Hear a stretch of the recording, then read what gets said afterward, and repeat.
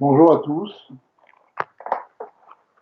Le sujet d'aujourd'hui est: y a-t-il une preuve logique de l'existence de Dieu? En fait, cette question avait été posée par un groupe d'étudiants au Rabbi de Lubavitch. Ce groupe d'étudiants, un instant, j'ai quelque chose à terminer.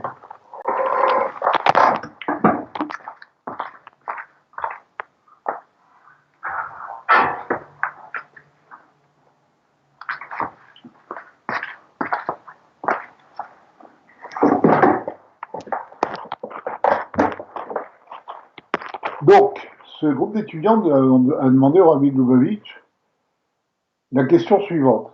Pour nous qui sommes incroyants ou agnostiques, y a-t-il une preuve de l'existence de Dieu?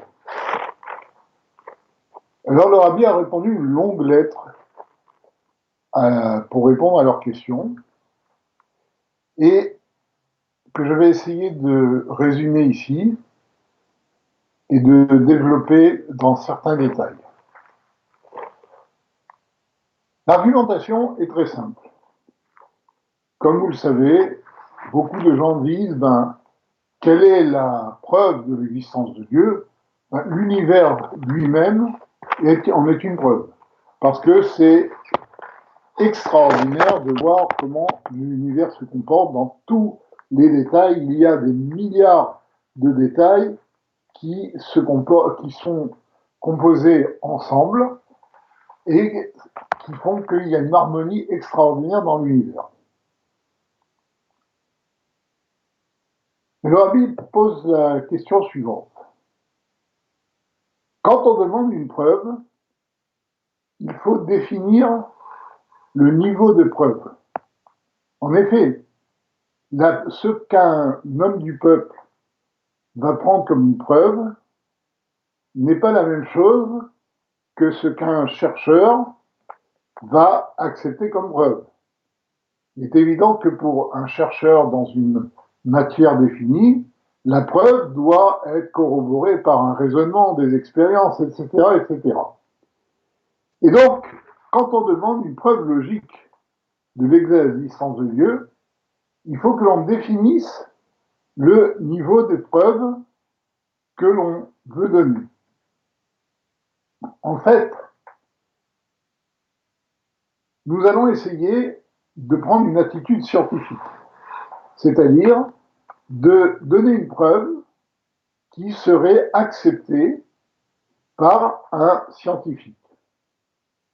Alors, vous allez me dire, la science, c'est quelque chose de vaste.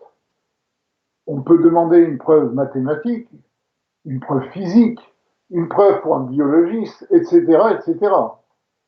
Donc, quel type de preuve scientifique, entre guillemets, va-t-on admettre? Alors, comme vous le savez peut-être, je suis mathématicien appliqué, certes, mais mathématicien, et c'est pour ça que je peux me permettre de dire que les mathématiques ne sont pas une science. Je m'explique. Les mathématiques sont une sorte de jeu intellectuel où on se donne des axiomes et on voit ce que cela va donner. Donc les règles du jeu sont fixées à la limite par l'homme. C'est vrai que les mathématiques peuvent modéliser, et à la base c'était un moyen de modéliser le monde, les phénomènes qui nous entourent, mais de nos jours, les mathématiques est quelque chose qui est tout à fait axiomatique et déconnecté de la réalité. Elle la rejoint qu'a posteriori. Donc le rabbi dit, on va donner une preuve qui pourrait convenir à des scientifiques du niveau le plus précis, et la science la plus précise, c'est la physique. Pourquoi? Parce que la physique étudie des phénomènes relativement simples qui peuvent être modélisés de façon rigoureuse, de façon mathématique, et donc c'est une science que l'on peut dire pratiquement exacte.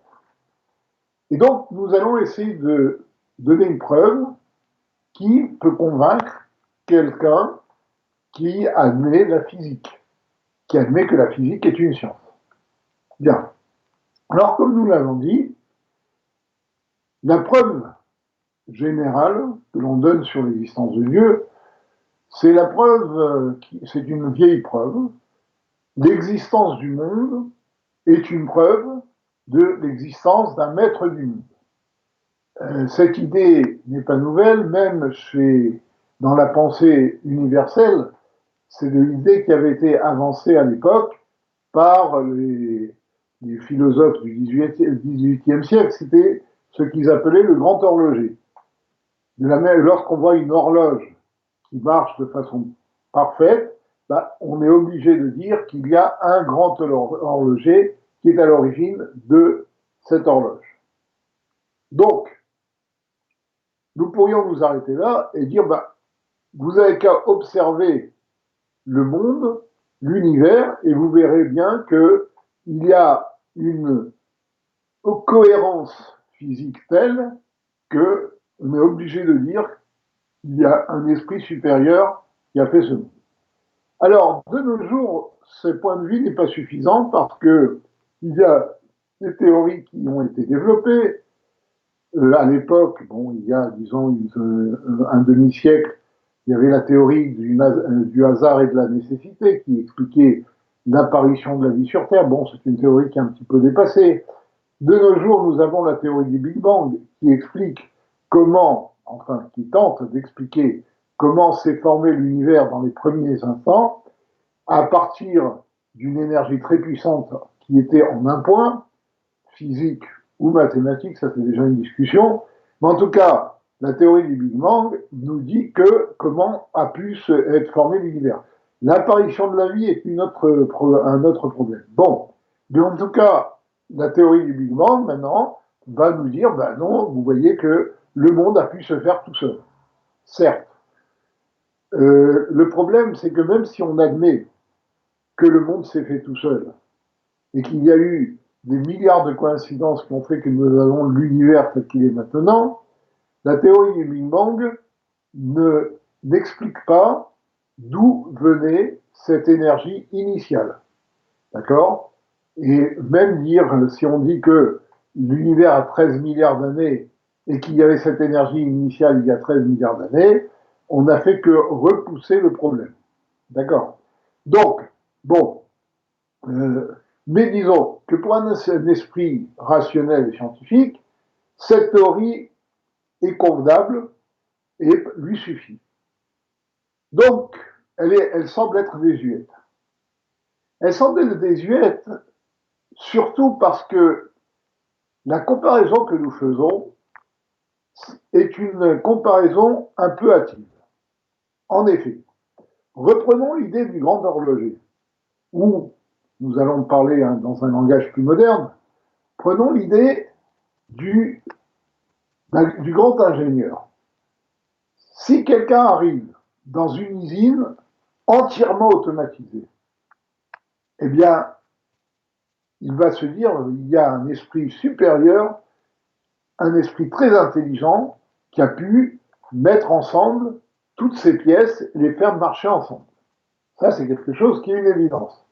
Et plus le nombre de pièces sera important, et plus le niveau d'automatisation sera grand, et plus on se dira c'est quelque chose d'extraordinaire, il y a un esprit ou des esprits supérieurs qui ont fait cette usine. Ceci dit, quand on dit des esprits supérieurs, à l'origine de tout projet, il faut qu'il y ait un coordinateur qui coordonne tout ce qui se fait. Donc, on est obligé de dire qu'il y a un esprit très intelligent qui a coordonné tout ça et qui a fait construire une usine aussi automatisée. Et donc, de la même façon, eh bien, quand on voit que l'univers est une usine automatisée, on est obligé de dire qu'il y a un esprit supérieur qui est à l'origine de cette automatisation. Seulement ici, la comparaison semble un peu naïve. Pourquoi? Parce que dans l'idée de l'usine automatisée, D'abord, je peux savoir qui était le coordinateur de tout ça. Il y a de très fortes chances que ce soit un homme, et on peut savoir qui il est. Bien. D'autre part, l'idée d'une usine automatisée, la première chose, c'est qu'on peut voir la personne. On peut le voir, on peut savoir qui c'est, etc. D'autre part, on sait ce que c'est. On sait que c'est un homme.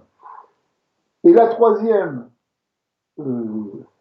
réserve que l'on peut mettre, c'est que, bon, nous savons maintenant que nous avons des outils scientifiques et techniques suffisamment sophistiqués pour construire une telle usine. C'est quelque chose que l'on peut admettre dans notre logique. Mais l'idée d'un univers entièrement créé, ça dépasse complètement notre logique. C'est quelque chose qu'on ne peut pas admettre. Ça défie la logique humaine. Aucun homme, aucun esprit humain n'est capable de mettre en place quelque chose comme ça. Donc il y a un acte de foi, finalement. Il n'y a rien de logique, puisque nous ne pouvons pas imaginer qu'un esprit puisse faire cela. De plus, cet esprit-là, nous ne savons pas le définir et nous ne le voyons pas. Bon. Donc, même si je suis un physicien et que je suis d'accord avec cette idée, mais la comparaison va s'arrêter là. Le fait qu'on admette qu'il y a un coordinateur à une usine entièrement automatisée ne va pas m'impliquer pour moi que le monde a aussi un coordinateur que l'on va définir comme Dieu. Parce qu'il y a les trois questions que nous avons posées. Alors maintenant, réfléchissons. Est-il ridicule de croire en quelque chose qu'on ne voit pas, dont on ne connaît pas la définition, et qui dépasse notre logique? L'idée du Dieu tout-puissant dépasse notre logique. Eh bien, nous allons voir si en science, il y a des choses que l'on ne connaît pas, d'accord, qu'on ne voit pas, qu'on ne connaît pas et qui dépasseraient notre logique. A priori, non. Ben si, il y a quand même quelques petits exemples. Prenons un premier exemple. Le premier exemple, c'est l'électricité.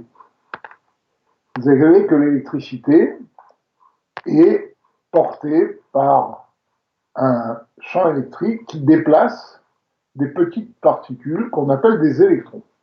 D'accord? Il déplace ces particules, du pôle négatif au pôle positif. Ok. Pourquoi pas du pôle positif au pôle négatif? Parce qu'on s'est trompé la première fois. On pensait qu'ils allaient dans l'autre sens. En tout cas, l'électricité est portée par des électrons. D'accord? Or, comme vous le savez tous, à l'heure actuelle, avec les moyens modernes, on est incapable de voir un électron. D'accord? On est capable de voir des microbes, voir des virus, mais pas un électron. Un électron, c'est trop petit. La seule chose qu'on peut voir sur des particules aussi petites, pas seulement les électrons, mais il y a les mesons, etc., toutes les particules élémentaires, la seule chose qu'on peut connaître, c'est leur trajectoire. Leur trajectoire par formation d'autres choses qui montrent qu'ils sont passés par là. Mais on ne voit pas l'objet lui-même. Pourtant, tout le monde croit, sans réserve, de l'esprit le plus rationnel à l'homme le plus simple, que quand on appuie sur un interrupteur, la lumière qu'on obtient est le résultat du passage des électrons dans un circuit. Et ça, tout le monde est d'accord. Pourtant, nul n'est capable de voir un électron et personne ne sait vraiment ce que c'est. Si, c'est une particule élémentaire. Mais en tout cas, c'est une particule qu'on ne peut pas voir. C'est vrai que on a des moyens de savoir que c'est une particule physique, non pas comme le photon, qui est une particule qui n'a pas de masse, etc. Bon, donc disons, on connaît sa définition, mais on ne peut pas le voir. Donc nous voyons que scientifiquement, il y a des choses qu'on ne peut pas voir et dont on admet l'existence simplement parce qu'on en voit les effets. Alors, vous allez me dire, bon, admettons, si on ne peut pas voir la chose, on peut y croire quand même parce qu'on en voit les effets. Mais quand même, comme nous l'avons dit, un électron, on sait ce que c'est, même s'il n'est pas visible. On en connaît la définition. Mais Dieu, on ne sait pas ce que c'est. Alors on va prendre un deuxième exemple physique.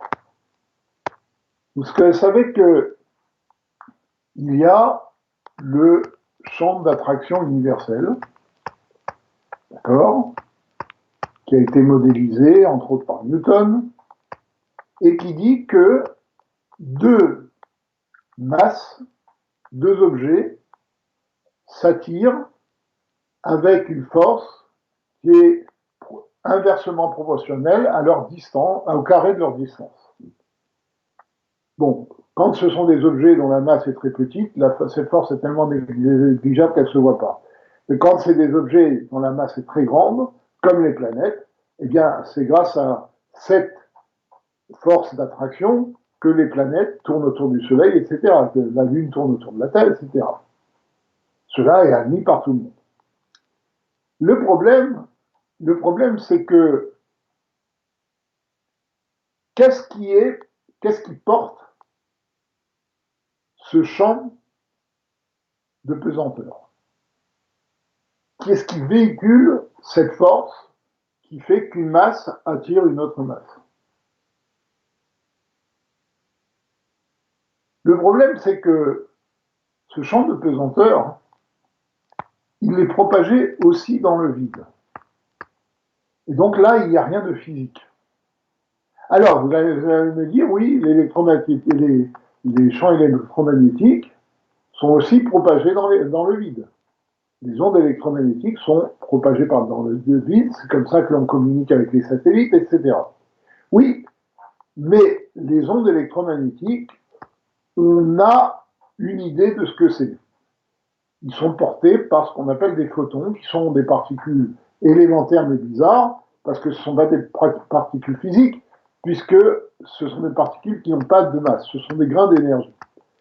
Par contre, la force de pesanteur, on ne sait pas ce qui la véhicule.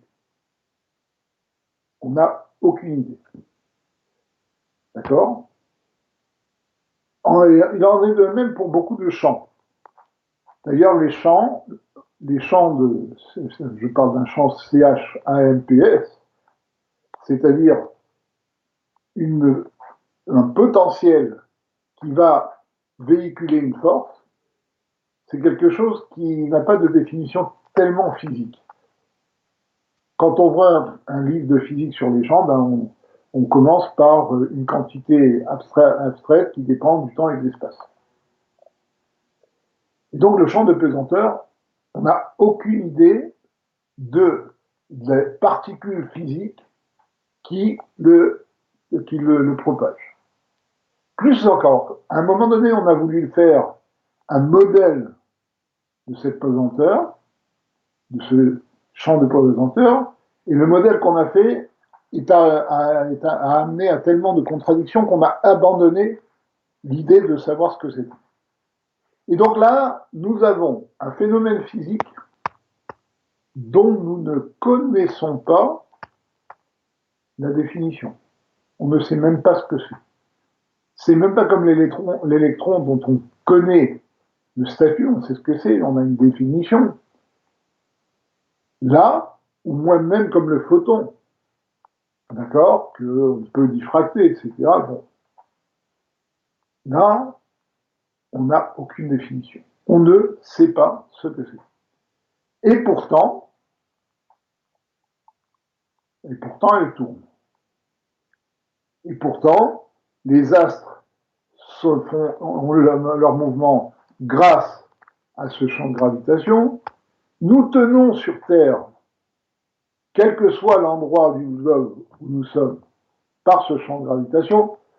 Bon, on ne va pas rentrer dans les détails. La théorie de la relativité générale donne une autre explication, mais c'est quelque chose, en tout cas, ce champ de gravitation n'a pas de support physique. Et donc nous voyons que nous avons quelque chose, un phénomène physique dont on ne connaît pas l'origine et qui est admis. Pourquoi? Tout simplement parce qu'on en voit les effets. D'accord? Vous prenez une pierre, vous la levez, vous la laissez tomber, ben, si elle tombe, c'est grâce au champ de gravitation. Donc les effets de ce champ sont immédiatement expérimentables. Donc nous avons un deuxième phénomène physique sur quelque chose dont on ne connaît pas la définition et auquel tout le monde croit. Alors vous allez me dire, oui, mais l'idée d'un Dieu tout-puissant, créateur, ça dépasse la logique humaine. Alors voyons, est-ce qu'en physique, tous les objets physiques et les théories physiques que nous manipulons sont quelque chose qui est logique? Il n'y a pas des choses qui dépasseraient la logique humaine. Eh bien, je ne sais pas si vous avez entendu parler du paradoxe de Langevin. Langevin était un physicien, et lorsque Einstein a trouvé sa théorie de la relativité, il a montré le paradoxe des jumeaux. D'après la théorie d'Einstein, s'il y a deux jumeaux qui sont sur Terre, un des deux prend une navette spatiale qui va à une vitesse proche de la lumière, et bien, au bout de 2 ans, pour le jumeau qui a pris la navette spatiale, son frère aura vieilli de 30 ans ou 40 ans. Et s'ils se retrouvent, l'un sera beaucoup plus vieux que l'autre. C'est un corollaire de la théorie de la relativité. Et vous savez que lorsque Langevin a présenté son paradoxe à l'Académie des sciences, au Collège de France, ben, il paraîtrait qu'ils avaient préparé des tomates pour lui jeter dessus, parce qu'ils ont dit, vous vous moquez de nous. De la même façon, vous savez que Einstein a eu son prix Nobel pour la fameuse équation E égale mc2. Que veut dire E égale mc2?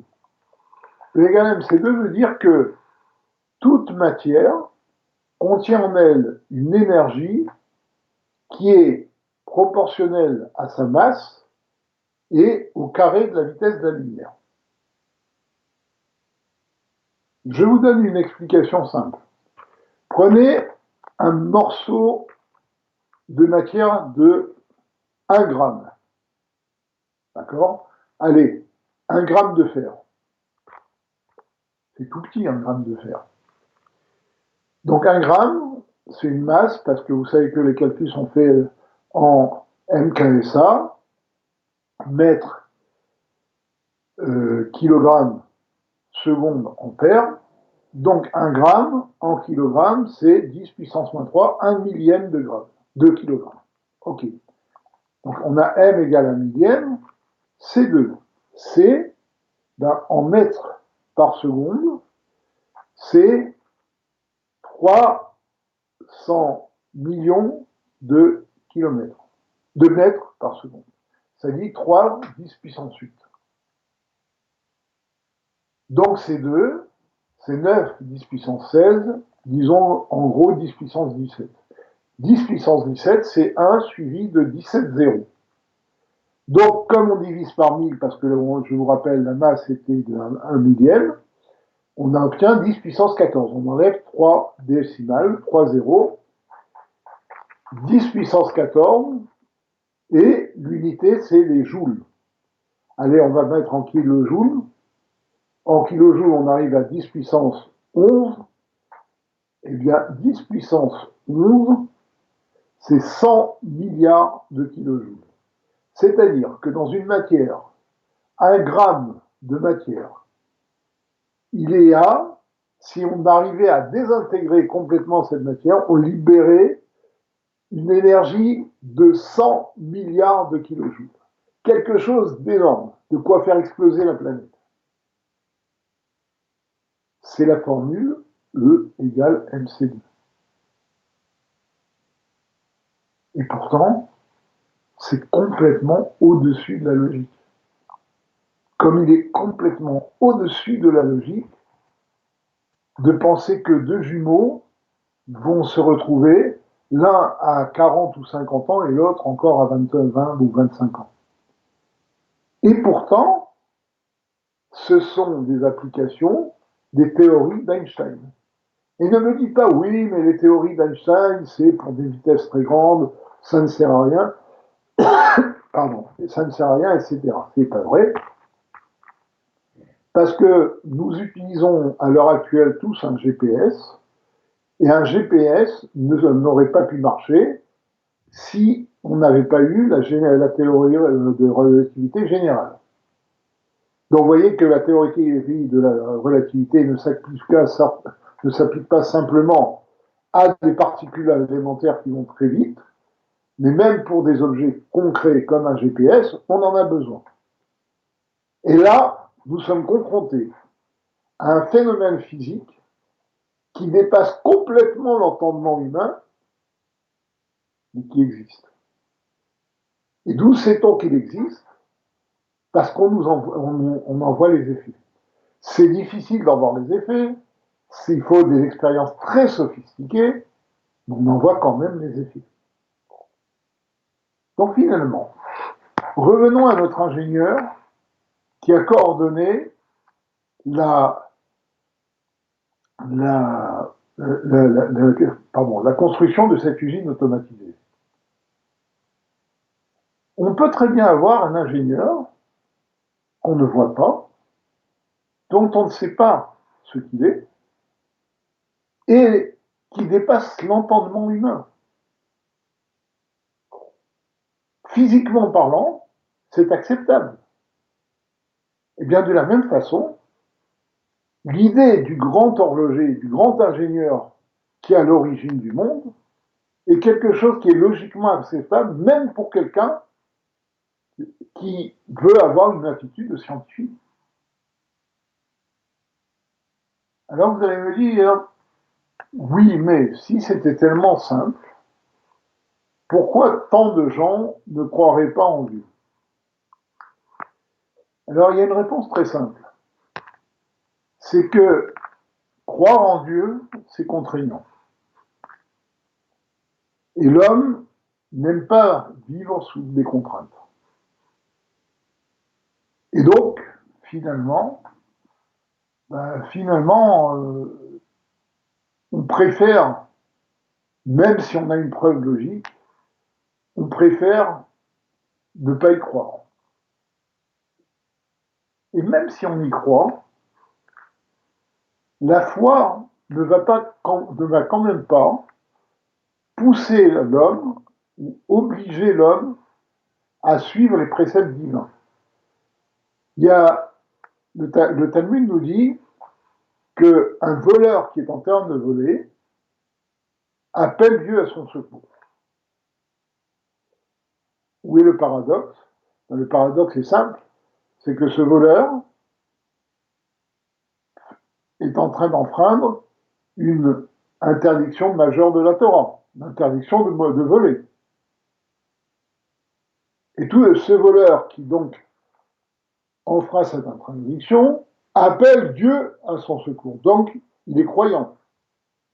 Comme nous allons le voir tout de suite, il est vraiment croyant au sens juif du terme. Alors pourquoi il vole? Parce que la foi n'induit pas la pratique. Et donc c'est pour cela que même si on est persuadé que le monde ne peut pas vivre tout seul, et qu'on en a une preuve logique, ce n'est pas ça qui va conditionner notre pratique. Il y a une deuxième question qui se pose. C'est que finalement, si l'idée de Dieu est quelque chose de si logique, que veut dire croire en Dieu? Croire, c'est c'est un acte de foi, c'est-à-dire quelque chose qui porte sur quelque chose qui est illogique. On croit quelque chose qu'on ne comprend pas. Si on le comprend, on ne le croit pas. Donc, comment la Torah peut-elle nous demander de croire en Dieu? À ce propos, il y a une discussion entre les premiers législateurs, dont Maïmonide, donc législateurs entre le 8e et le 14e siècle, qui ont, entre autres, fait le décompte des commandements divins. Vous savez que le Talmud nous dit que Dieu a donné à Moïse 613 commandements, 248 injonctions ou commandements positifs et 365 interdits. D'où on le sait, parce qu'il y a écrit Torah, Tziva, Lanu Moshe, Moïse nous a ordonné la Torah, la valeur numérique de la Torah, c'est 620, d'accord? Mais, pardon, c'est, oui, non, non. La valeur numérique, c'est 611, oui.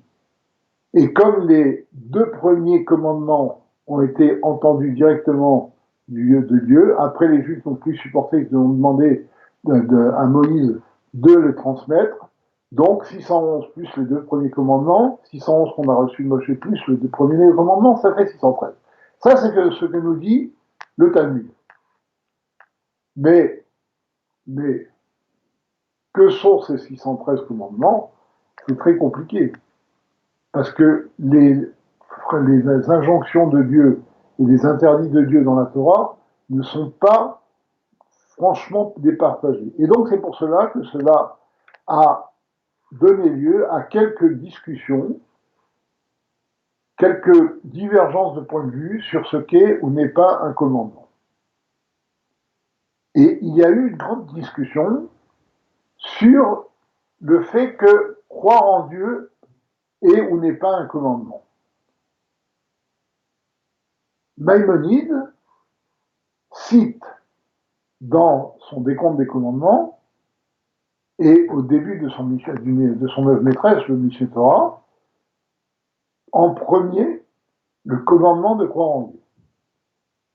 Et il dit, ce commandement, c'est celui qui est donné au début des 10 commandements, Anochi Hashem Elokecha, je suis l'Éternel ton Dieu. Dieu nous dit, il faut croire que je suis l'Éternel ton Dieu.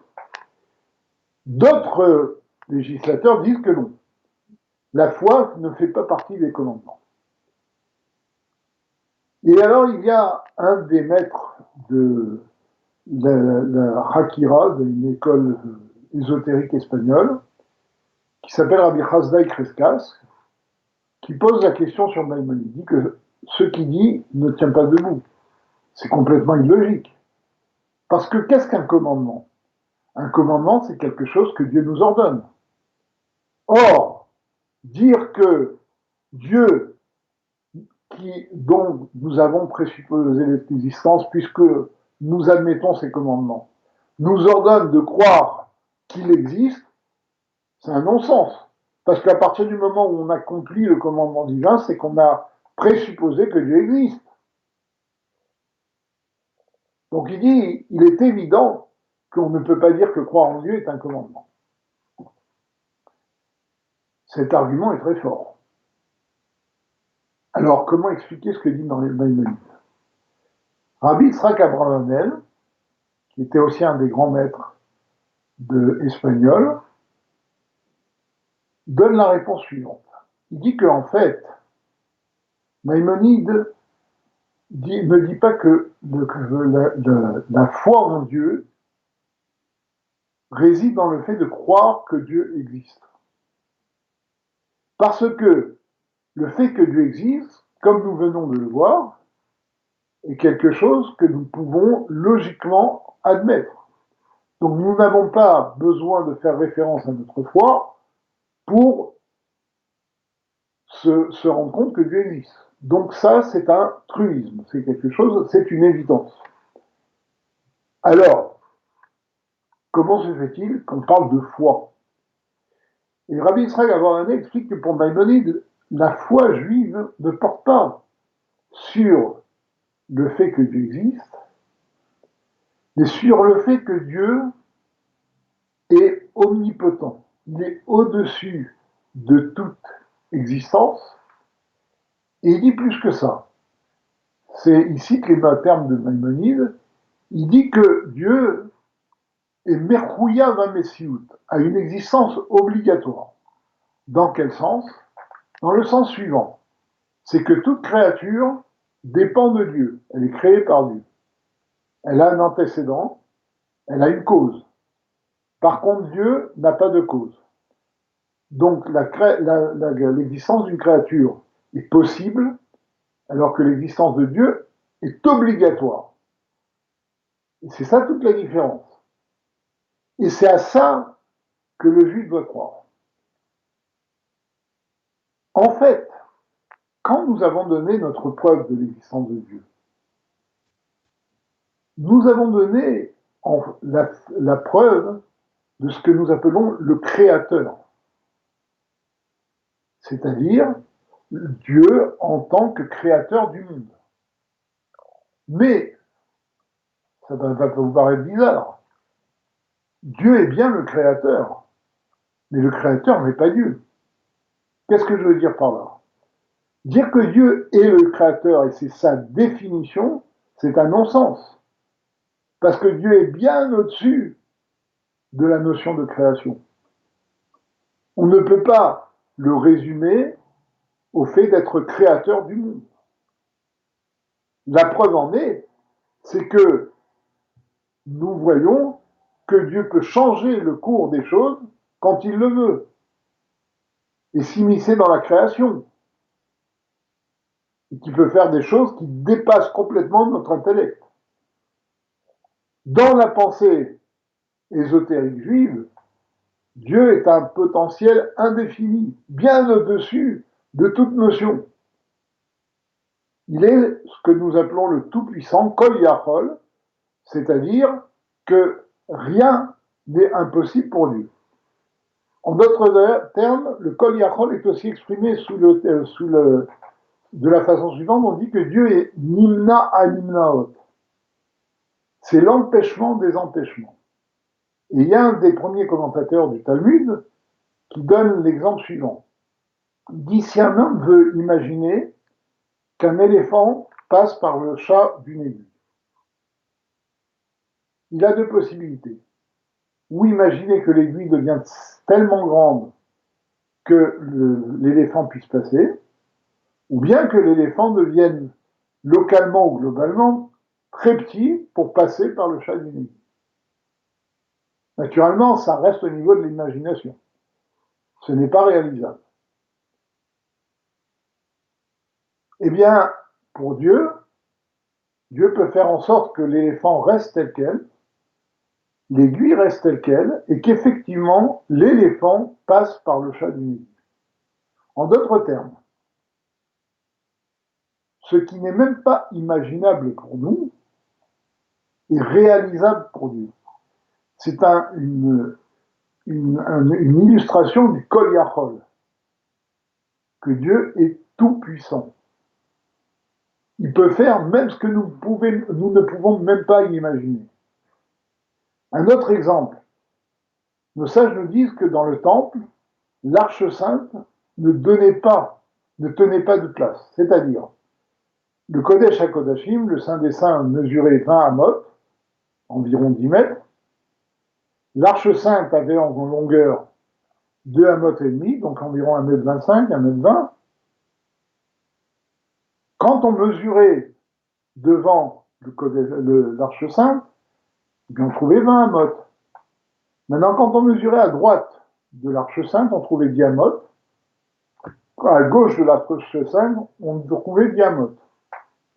C'est-à-dire que l'Arche Sainte était là physiquement, mais ne tenait pas de place. Là, on a un exemple de l'omnipotence de Dieu, de la toute-puissance de Dieu. Nous avons l'expression de l'illogique, du surnaturel le plus haut, dans les limites même de la matière. L'Arche Sainte était là physiquement. Quand on voyait la salle, on ne remarquait rien du tout. C'est seulement quand on mesurait qu'on s'apercevait qu'il y avait une différence. Donc, l'idée de Dieu est quelque chose qui est bien plus haute que la notion de création. Et c'est pour cela qu'il ne faut pas confondre Dieu et le Créateur. Et donc, la preuve logique que nous allons donner est une preuve logique du Créateur, de l'existence du Créateur. Et ça, c'est logique, c'est même une évidence pour le judaïsme. Croire en Dieu, c'est croire qu'il y a une force supérieure, un potentiel illimité, indéfini, qui est capable de tout faire. Donc, je reviens à l'histoire de notre voleur. Vous voyez que quand j'ai dit tout à l'heure que le voleur était un vrai croyant, ce n'était pas une plaisanterie. Parce que là, il croyait vraiment que Dieu était capable de changer le cours des choses. Il était dans une situation inextricable, il était en train de voler et il y a tout à coup les propriétaires de la maison qui rentrent, il va se faire attraper, il est en péril et physiquement, naturellement, il est dans une situation inextricable. Il appelle Dieu à son secours. Parce que ce voleur sait que Dieu peut tout faire. Il peut même faire en sorte que dans cette situation désespérée, eh bien, il puisse être sauvé. Et alors, là, nous voyons une application de ce que nous venons de dire. Que veut dire que Dieu est tout-puissant? Certes, il peut tout faire, mais bon, qu'est-ce que ça change? Ça change tout. Parce qu'un juif est quelqu'un qui croit. Vous savez que nos sages nous disent que les juifs sont ma'aminim, bnei ma'aminim. Ce sont des croyants, fils de croyants. Ils portent en eux cette foi en la toute-puissance de Dieu, qu'ils ont reçue d'ailleurs en héritage d'Abraham Avinu. Bien. Et qu'est-ce que c'est que cette foi du juif? Ben, le juif sait que quand il y a un problème, il doit s'en remettre à Dieu. Et même quand il n'y a pas de problème, il s'en remet à Dieu.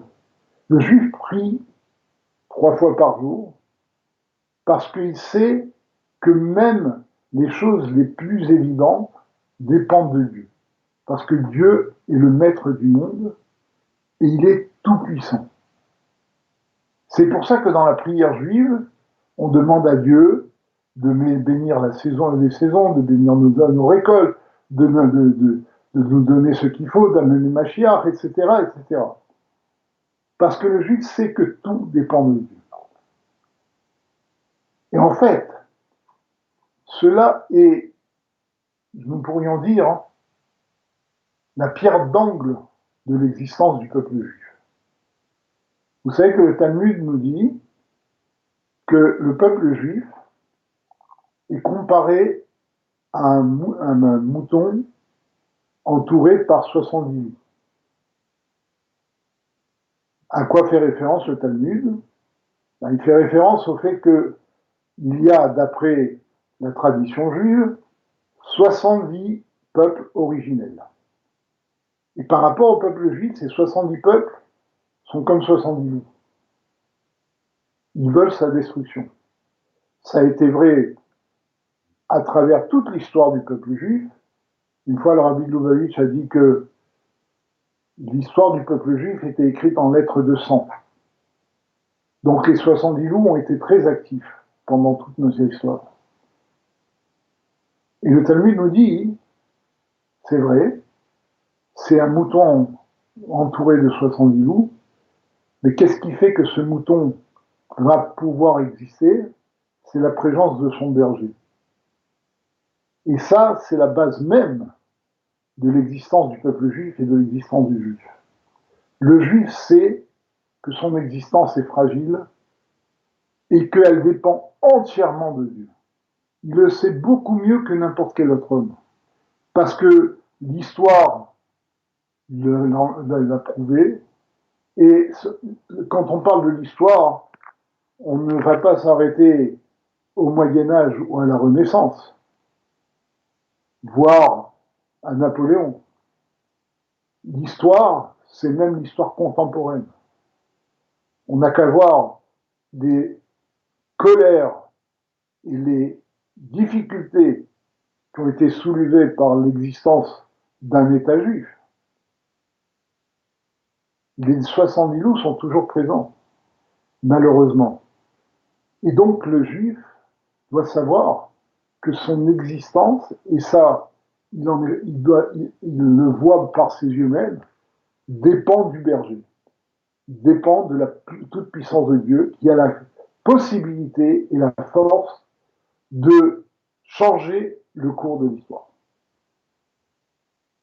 Et donc, en cette période difficile, c'est le moment ou jamais de réveiller cette foi en Dieu.